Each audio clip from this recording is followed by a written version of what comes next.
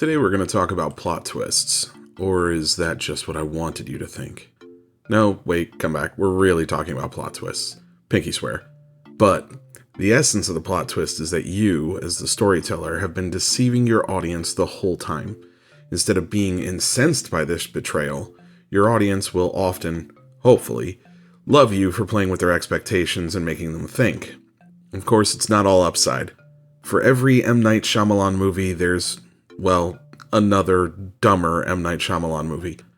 Before we get into that, though, if you would do me the finest courtesy, dear lady or gentleman, kindly press the like and subscribe button. Then we can all hold out our pinkies while we sip tea and eat whatever crumpets are. We can join each other for every new video I put out. It will simply be the fanciest time. You like that? Gentlemanly intro. Top hats for everybody. Now, let's get into the weeds a little bit with these plot twists. Why do they work? When do we want to use them? Most importantly, how do we screw them up? We're going to cover all of that today. The first question is an important one, though. Why do we, as an audience, enjoy a good plot twist? The simplest answer is that the audience appreciates novelty. If your audience has become invested in your story, whether they realize it or not, they've started to take pieces of the story that you've given them, and they begin to extrapolate where the story is going to go based on their previous expectations. A plot twist shatters those expectations, and the audience must accept the new reality where the story is about more than they thought it was. Now, how deftly we pull that off or not is another thing entirely. We'll get into bad plot twists in a little bit, but the short version is you can screw these up, and it's not always a great idea to use them. You certainly wouldn't want it to be the thing you're known for if you're always screwing it up, right? Anyway, let's first start with the simplest terms and build from there. For that, I'm going to recommend The Cabinet of Dr. Caligari, a silent German film from 1920. It also happens to be the first film considered to have a twist ending. For those of you that can't stand black and white or silent films, it might be a real slog, but it is only 74 minutes, a true piece of history, and you can watch it for free basically everywhere, even on their Wikipedia page. Now, obviously spoilers are ahead. We can't discuss these examples without giving away their twists. So, fair warning, assume any example that we talk about today, I will be spoiling the twist in the plot. With The Cabinet of Dr. Caligari, our story is told in flashback. Our main character, Francis, and his friend Alan are both smitten with a young woman named Jane. They stumble into a sideshow attraction, Dr. Caligari and his attraction, Cesar. Cesar is a sleepwalker, and he's at the heart of the story. It appears that Dr. Caligari is using Cesar's condition to have him act out murders on his behalf while he's sleepwalking. So, right away, this is a horror film, the earliest form of a slasher movie. We move from suspecting a street thug for the murder to Cesar, then to suspecting Dr. Caligari himself as our protagonists track him down to the asylum where he works. In a horrendous twist, Francis, Cesar, and Jane are all patients in Dr. Caligari's asylum. There's nothing wrong with the doctor at all. It's our main characters that are insane. So we have a very simple plot, as slasher films often are. But right away we turn it on its head with this ending. Let's first answer why this film is so significant, and then get into the nuts and bolts. Pedigree is important here. This film was written by the German duo of Hans Janowitz and Karl Mayer back in 1918. Now, both of them were pacifists that wanted nothing to do with World War I. So they both shared a serious mistrust of institutional authority, particularly the military. This was the mindset and a reflection of the characters that are in the story, with Dr. Caligari being this mad scientist, but also a figure of institutionalized power, and the addled Cesar turned from the man he was into this killing machine to do Caligari's bidding. I mean, it's not exactly a veiled metaphor here. It's all kind of out in the open. Now, why does the twist matter? Well, for one, it's one of the earliest examples in film of an unreliable narrator. This technique has been employed in literature long before that, all the way back to Canterbury Tales. But here, it's used to twist the narrative you thought you knew. This was not a slasher film with a metaphor about how the elite and powerful mold the common man into weapons. These are the delusions of a madman. Dr. Caligari is the hero of this asylum. It's Francis that needs to be helped. The twist actually provides a dark turn on its own message, and retrospectively, that message is a little spooky. Many critics at the time likened this film's message to the German need for a tyrant, and after World War I, they most definitely got one. Again, this film is a piece of history both for what it is and for its somewhat prophetic warning. Let's dig a little deeper into this concept of the unreliable narrator. Plot twists will often hinge on an unreliable narrator. We're talking about Fight Club, The Usual Suspects, and Gone Girl, just to name some of the best. No spoilers on those. Just go watch them and tell me in the comments how much you love them to pieces. Unreliable narrators are one of the easiest ways to create a plot twist, because the twist happens the moment the unreliability of the narrator is revealed. It's inevitable. They've been telling us this story the whole time, and we, the audience, were the damn fools enough to believe that they were telling us the whole truth. Take, for example, the lyrics to the popular song Somebody That I Used to Know by Gautier. In verse 1, the singer tells us the relationship he was in wasn't working out, but why did she have to be so harsh when they broke up? How can they go from lovers to just being somebody that he used to know? The whole thing gets turned on its head here in verse 2, when Kimbra tells us the story from her perspective, that this was a guy so completely hung up on his ex that he projected all of these sins onto her and made her feel like she was always wrong. This dude is completely toxic, and their relationship hurt her mental well-being enough that she wanted to cut off all contact. That's a pretty impressive story for a 4-minute pop song. Now, is it always an unreliable narrator driving the twist? No, definitely not. One of the most famous and most spoiled plot twists in film history is the M. Night Shyamalan movie, The Sixth Sense. Here, it wasn't the narrator that was unreliable. It was that he didn't know the same thing that we didn't know. His young patient claimed to see the dead. Of itself, it's a scary story. But what we didn't know was that the boy's therapist, our protagonist, was also dead too. The film had actually been telling us the whole time through scenes that we missed, as a tense relationship with his wife, gaps in his memory after being shot, things like that. That's the most spectacular part of a plot twist, the audience feeling like you were telling them the truth the whole time. That if they were to go back and look at the evidence, the truth was there. But how much of a giveaway is too much? What can we tell before the twist is predictable? Well, of course that answer will vary from story to story, but if we're looking at The Sixth Sense as an example, it's regarded so fondly because it was so well executed. Most people just didn't see the twist coming.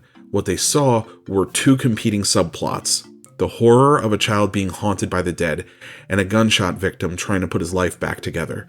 The story was so laser focused on these two intertwining narratives that it was easy to take it at face value. There was so much mystery that was involved in both of these stories, so we as an audience were waiting to see how they both developed. This means that the twist was blindsiding, and in that regard, it's very good at its job. It's one of those stories where even if you know the twist, you should watch it once for the face value story it tells you, and then watch it again with the knowledge of the twist and look for all the subtle clues that were dropped everywhere. Using all these examples would make you think that the plot twists only ever happen in the ending. But that's not always true, and the best example I'd like to point to is another horror film, this time Identity. This movie, while far from perfect, holds a very special place in my heart. One, it stars John Cusack, and I can't tell you how much I love his work. Second, the movie is really bold, because the storytelling this is trying to do is far from the run-of-the-mill slasher stuff. No killer aliens, no possessions, no ghosts. In this ensemble thriller, various people coming from different walks of life all end up at the same hotel on a dark and stormy night. Then people start dying. One of them is a killer. Now, there are these flash forwards to a room where psychologists and police are observing one of these characters retelling the story. As our twist reveals about midway through, these are not flash forwards. The person in the chair is a killer with a multiple personality disorder. They've been given a drug that is forcing all of their personalities to confront each other, with the hope being that the good personalities, through therapy, will win and destroy the killer personality. After we receive this twist, our so-called good personality goes back into this dream world to confront the killer, and the story continues to play out. Now, there's still another twist in the story, but for our purposes, it's not important, and you know that means I encourage you to go watch it and enjoy it. Sometimes a plot twist only means that we have to contend with the last act of the story under different circumstances than our audience thought. This is a fine example of that. Now, let's talk about where it all goes wrong. M. Night Shyamalan got a lot of leeway after making The Sixth Sense, and then he followed it up with Unbreakable, and that was pretty darn good too. Unfortunately, that was about the last good movie he ever made, and man, my patience with this dude is so far gone. Let's talk about one of his films that just misses the mark entirely, and for that, we're going to discuss The Village. Here's the thing about this movie. I like what it's trying to do. I genuinely appreciate it. I also know why it fundamentally fails, and also, to me, this was one of the last watchable Shyamalan movies, as almost everything since has been hot garbage that was so bad it's not even worth covering here. I'm talking about The Happening, Old, Glass, whatever the heck this nonsense was supposed to be. His work has literally become a cartoon of itself, and like an idiot, I've watched a few too many of these and I'm pretty sore about it. For The Village, the short version is that within this seemingly 19th century rural village, the color red is banned, for there are creatures in the woods surrounding the town. These creatures look like red-robed porcupine people. Why are they interested in the affairs of these people? Well, the mystery deepens as we follow Edward and his pursuit of Ivy, a blind girl in the town. One thing leads to another. Edward is attacked and mortally wounded. He needs medicine. The town council decides to confess to Ivy that the monsters are just them, and they need to send her to a place beyond the woods. When she goes there, she ends up finding a park ranger and begs for the medicine in what is clearly either the late 20th or early 21st century. The town, as it turns out, was created by a bunch of survivors of violent trauma, so much so that they wanted to return to a small world with simple living. I have to admit, points here are given for being a fairly novel idea. Here's why it doesn't work. First of all, the twist changes the time period of the story. We signed up for a 19th century suspense thriller, and what we got was modern social commentary.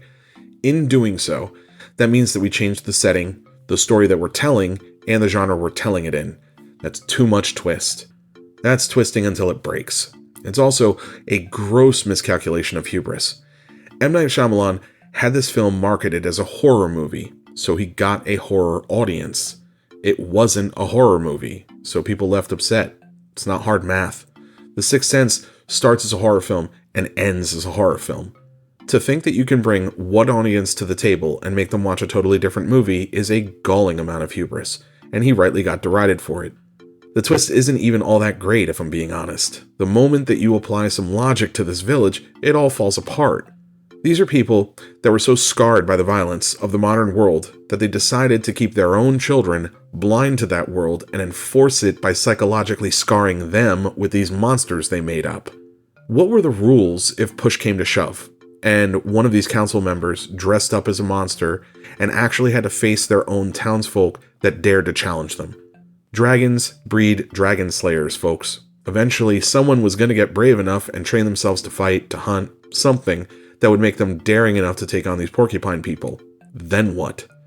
The council either has to follow through and harm them, or let themselves be killed, or tell the truth to the hunter and hope that he's cool to go along with it.